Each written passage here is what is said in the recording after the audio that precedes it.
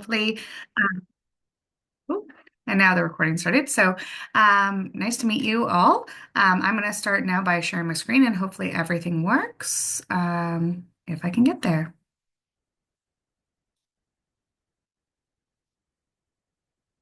All right. Sita, can you see my screen? No, not yet, probably. Yeah, your You screen's visible. Yeah. able to see it? Okay, great. All right, so the concept here is understanding the return on investment on green projects, and I'm going to go over what exactly that means. So first of all, who on earth am I? So I graduated from McMaster University. Nothing related to energy. I actually got in this through working through various different careers. I was 11 years with a leading energy service company, Johnson Controls. You might know the likes of, you might be more familiar with companies like, for instance, Honeywell. Johnson Controls does mostly large businesses, large organizations, where you might see Honeywell at those type of areas, but you might also know it as a household name. So same type of concept, just on a larger scale. And 1 year with an organization called SOFIAC, which sponsors your organization, the Halton Environment Network, and Generation Green. I am recently, just last year, I became a LEED Green Associate, and I'm currently training on my Certified Energy Manager, which hopefully all goes well. It's normally for engineers, but just as a heads up, I am not an engineer. And then on a personal note, I am a mom and a wife. I'm a daughter of one. I have two cats and two dogs, and you can't let me near Humane Society because one of them will get adopted, and I will most likely regret it soon after. All right, so we're here for Generation Green. So the ultimate goal for Generation Green is to reduce GHG emissions in the Halton community, and you can see that through your note that you guys have here. So with that being said, as much as you might want to reduce your GHG, and you're sitting here doing the right thing, the altruistic thing, and you guys are doing it at such a young age as well, trying to do the right thing, you're going to come up with different blockers. And I found this out when I first started thinking, everyone's going to want to go green, definitely want to be able to do it. I know I wanted to do it when I had my daughter, even more so because you want to do it for the future, but not everyone necessarily believes in it. And there's a lot of different barriers that come up. So some of the barriers that you might see are things like lack of adequate funding. So I just don't have the money to be able to do it. You're looking at different things, I'll put it into simpler things like geothermal or solar, but I don't necessarily have the money to be able to do that. The other thing is a lot of organizations that you might be presenting to in the future, or that I'm presenting to even in my career, have a desire for only short-term return on investments. And I'm going to go into what a return on investment is, but that means that its payback is only coming in like a year or two. And then some people, frankly, just don't believe in climate change. I mean, if you guys are watching the news right now and you're watching, the different stuff that's happening in the government in Canada or the government in the States, you see that there's a lot of back and forth on, is climate change real? Um, and I mean, I frankly absolutely believe in it, and obviously your organization does. But sometimes when you're dealing with those people that maybe higher up that are making the decisions, they might not believe in climate change. So how can we change that story? How we can change the narration on that? So why is return on investment important? And you might hear the term too, ROI. I'll try not to use acronyms too much, but it's good to be familiar with it because it is a very common acronym. So what is ROI? So again, not everyone believes in climate change or wants to invest their money into green projects. So again, how can we convince them? Understanding the return on investment or payback helps decision makers. So such as your school board, you guys are sitting there making different projects right now. You're going to have to propose it if you want it to actually come to life to your school board and other decision makers or even your city. And for them to make those decisions, understanding that return on investment and payback helps them. So not just understanding the benefit of the GHG reduction, saying, hey, this is reducing a certain amount of carbon tons, which you guys all went through when you guys did your training, because I sat in on some of the training as well at your opening part of your conference. But it's understanding not just the calculations of how much CO2 tons it is, but what is the actual financial benefit of it, so the monetary benefits. So this can help decipher which projects make more sense to invest in. So which ones have better return on investment or better payback might make more sense to people who are more into the money versus the GHG. So, track, measure, record. So, that's one of the webinars that you guys have to take. It's one of the classes or courses, per se, that you had to take when you guys were starting off on this program.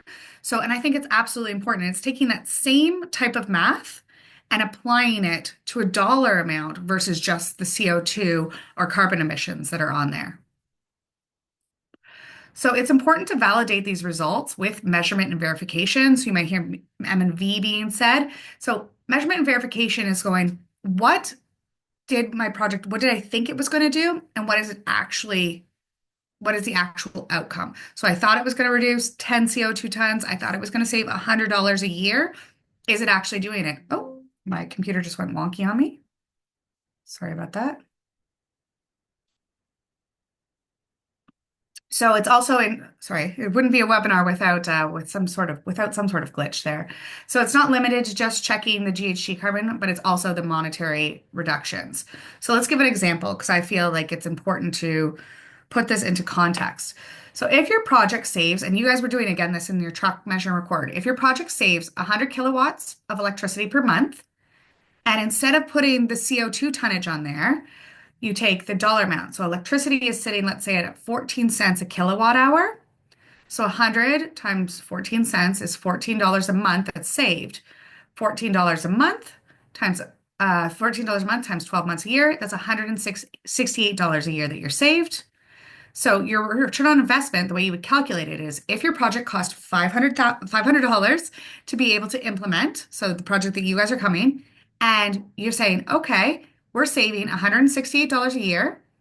That means your return on investment, so it's going to pay itself back. So you're going to be able to pay back that $500 in just under 3 years. So that's how you would be able to calculate that. So when you're doing your business case and say you're going to your school, yes, principal, it costs $500 to implement my project, but it's going to save you approximately $170 a year. This equipment, whatever you're putting in the project, is going to last 10 years. After the third year, it's now paying back. I'm going to stop here because this is very like math oriented, and I'm sure you guys are all very smart. But is there any questions here? Because I find it's easier to stop here versus continuing on. You want to toss it in the chat or unmute? No, we're all good here. All right. So the cost of carbon. So again, you guys are probably hearing this in the news, carbon tax, and they're talking about different prime ministers, which ones support it, which ones don't. I am actually for this, and I'm not going to get into the whole political stance, but if you don't have the cost of carbon associated, especially with gases and fuels, as opposed to electricity, you're less likely to see people actually want to make the change because gas is actually cheaper than electricity when you're using it. So to make gas more expensive and have it penalized is going to incentivize businesses to go, maybe I need to switch to electricity or do greener projects. So right now is what is actually up and mandated by federal government. So when it all changed, first in 2019, it was $20 a ton. And then you can see it went up $10 and then it goes up $15 year over year afterwards. So right now we're sitting at $95 a ton. So as me as a household, if I am doing 2 tons a year, right? Because as a household, it's not going to be as much. I'm going to be charged, now I got to do my math, an extra $190 on my bills. So an example, if your project reduces 10 tons of CO2 each year in 2024, you would have avoided paying, right? Again, if you're talking to your principal or your local government, you would have avoided spending $800. And in the same respect, the year after, you're going to save $950. So again, there's a savings that you're going to have from just saving the energy, say the electricity or gas. And then there's also the savings of avoiding the cost of carbon. So make sure to include that in your return on investment. All right, so it's about building a business case for your project. Again, everybody wants to sit there and do the altruistic thing, do the right thing, do the green thing, but people that you're talking to don't necessarily always care absolutely about this, the decision makers who are putting this. So you want to understand which ones have the most GHG reductions, which ones are going to have the biggest impact, what's the best value for dollar for GHG reduction. So that's the cost of the project divided by the CO2 tons equals a dollar per ton reduced. I'll give an example of that afterwards. You want to understand the return on investment. Another thing is evaluating what grants and incentives are available. So different grants are just flat out money that you'll get for the project. You know, you go and you put in a solar panel. For every solar panel, you get a dollar, let's say, and you're putting in 100 solar panels. It's a dollar per, it's $100 that you're going to save off that project. But then there's also incentives. If you're lowering a certain amount of kilowatt hours or cubic meters of gas, for instance, you might save a certain cents per kilowatt hour or cubic meter. So these are just some different organizations, and there's lots that are out there. But Save on Energy is the Ontario one. I know that the Halton Environmental Network has all the Halton municipalities, and in my previous job, basically most of the work I did was with municipalities and the Green Municipal Fund, so GMF through FCM, so Federation of Canadian Municipalities, has a lot of different funds that can help those projects again come to life within the municipalities. Enbridge is the one that's going to help you out with the different gas. And then I'm even aware of one that's called LSF, which is going to help you with different programming as well. But again, there is a lot out there. I put this on here because they'll be sharing this slide deck with you so you guys can take a look at it afterwards. All right.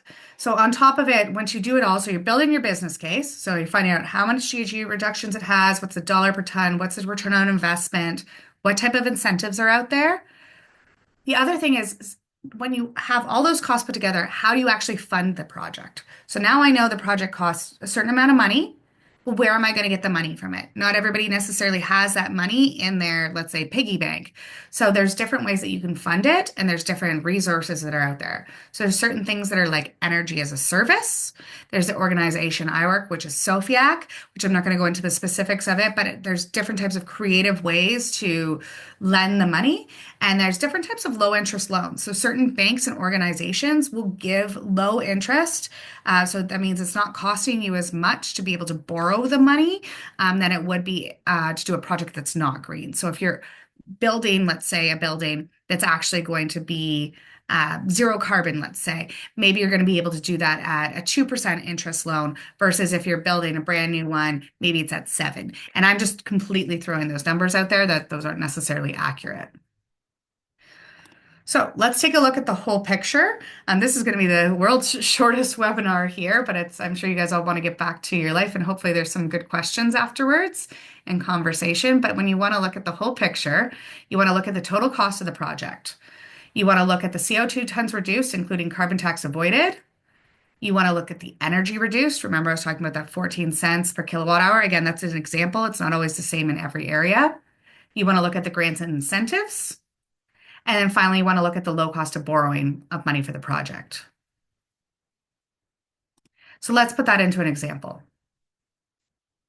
So if a total project costs $2,000, so if one of the projects you guys are coming up with costs $2,000 and you've calculated, again, through your track, measure, record, 5 CO2 tons a year, and you know it's saving 1,000 kilowatts a year, and there's a grant for 500. So how do we put this all into context? What's the return on investment? 5 CO2 tons at this year. Again, you can calculate it year over year if you want to, but to make it simple, it's $95 a ton right now. It's going to save you $475. 1,000 kilowatts an hour at 14 cents is going to save you $140. So that equals a total of $615 saved every year that you've implemented this project. So you went and you spent $2,000. You're now saving $615 every year. And then we know that there's a great grant that's out there. So that grant is going to give your project that was $2,000 is going to give you $500 to pay for that project. So now your new project cost is $1,500. So then you take the 1,500 divided by 615, and your return on investment is less than 2.5 years. The other thing that I was talking about is how do you calculate the cost per CO2 ton? So again, just using the same example, we knew it was $5 a CO2 ton. We knew it cost $1,500. So you are now saving not savings, sorry, it is $300 per CO2 ton reduced. So some projects you might see, for instance, might be, let's say it's $10,000 and it's saving 10 CO2 tons. You're going to understand that that's actually much more expensive per CO2 ton reduced. So when you're making that business case, you might want to look at the ones that have a lower dollar per CO2 ton reduced. So it's making a bigger impact for every dollar that you spend. Any questions right now before we go to the last slide? This was very, very quick. No? All right. So I did speak with your team, and you could add these type of concepts. So understanding the return on investment, the dollar per CO2 ton, and you could add it possibly to your project under the impact criteria, and it could impact your score at the end. I'm not 100% familiar with that, but I may be one of your judges as well. So hopefully I'm able to review a lot of your projects, and hopefully I can see some of this inside your projects as well. And that is it. That was really quick. It's always really quick when no one's asking any questions.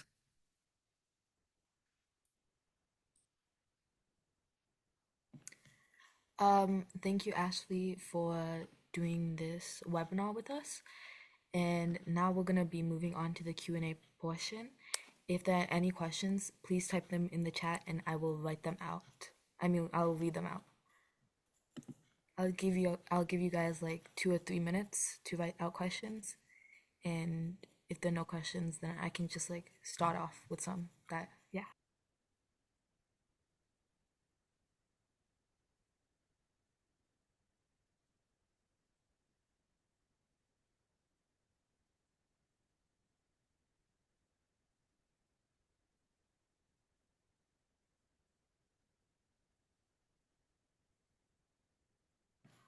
We have one question from An Angelis Angelica. Sorry if I pronounced that wrong, but they have asked, is there somewhere where we can find the slideshow to look at later?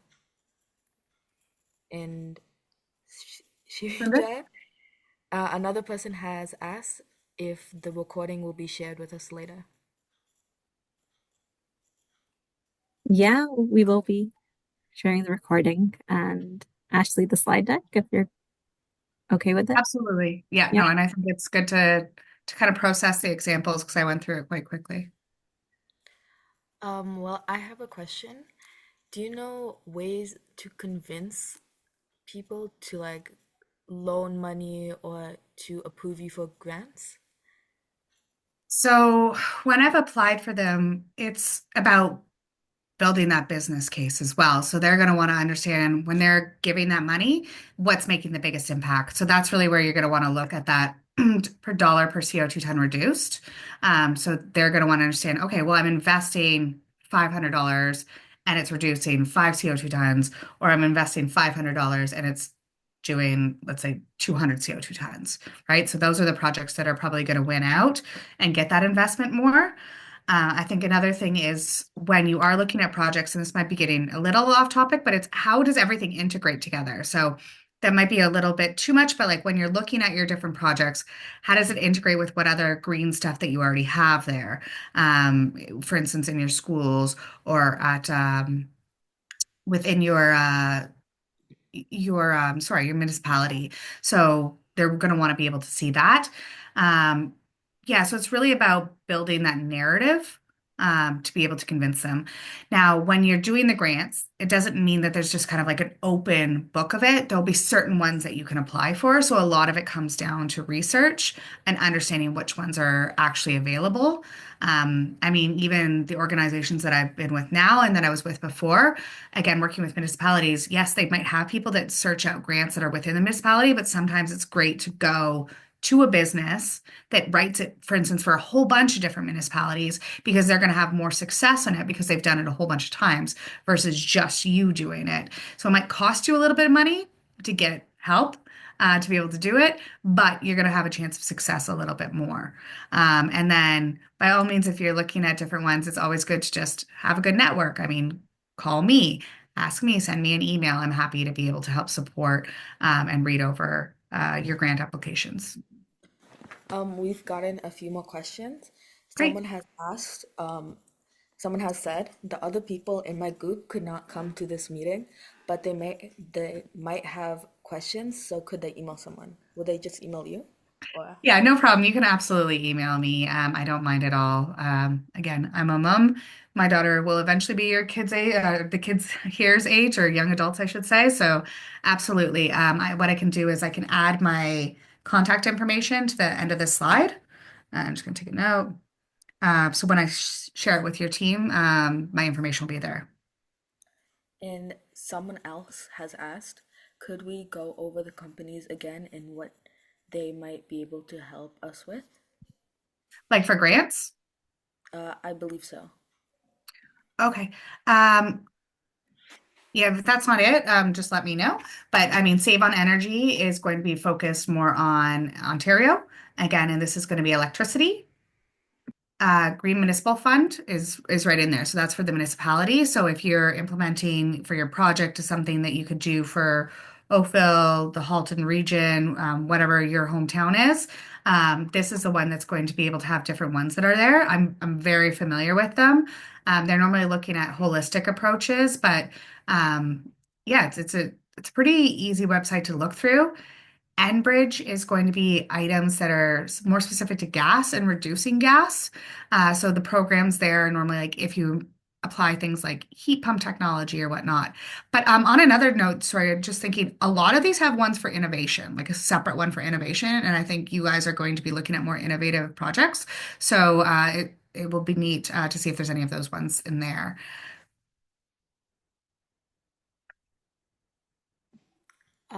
Are there any questions? Like any more questions? Um, I'll just give you guys like a minute.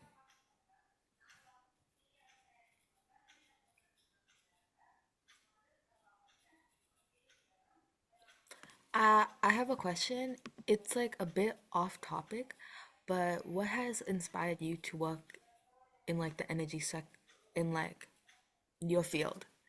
Like, did you do any projects when you were younger that led to this? Similar to this?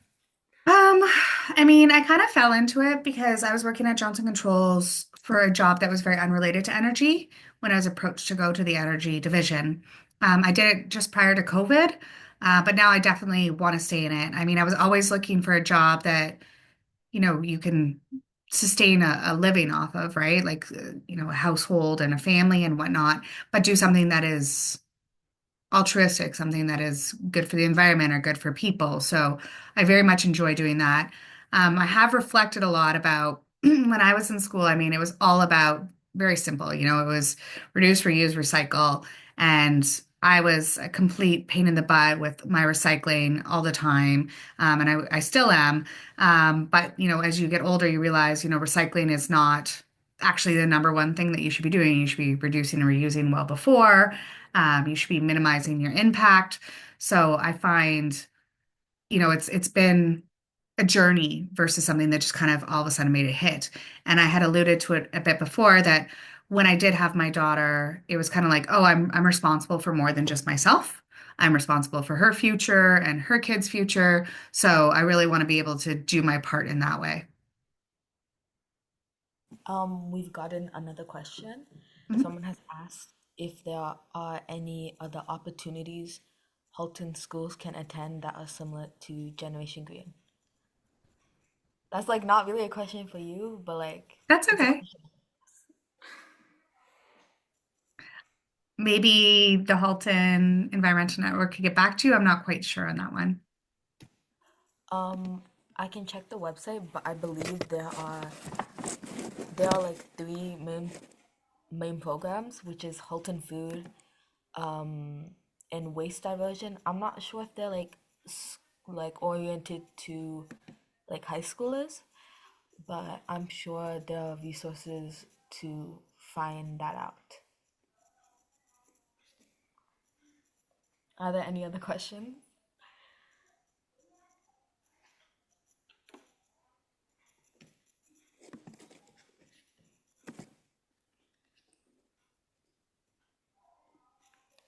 Okay. Is there like any advice that you would give to everyone here that would greatly like help them in their projects or in their future of helping the world?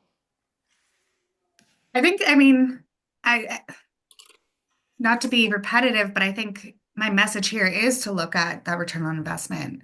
I think it's great that everyone here is doing this project, these projects, and doing the right thing. But you are unfortunately going to find out that a lot of people don't believe in the same things you do. And a lot of times money talks. So if you can take a look at the return on investment and what type of incentives are out there and understanding the carbon reduction that you're avoiding, it really helps to build that holistic story to those people who aren't listening.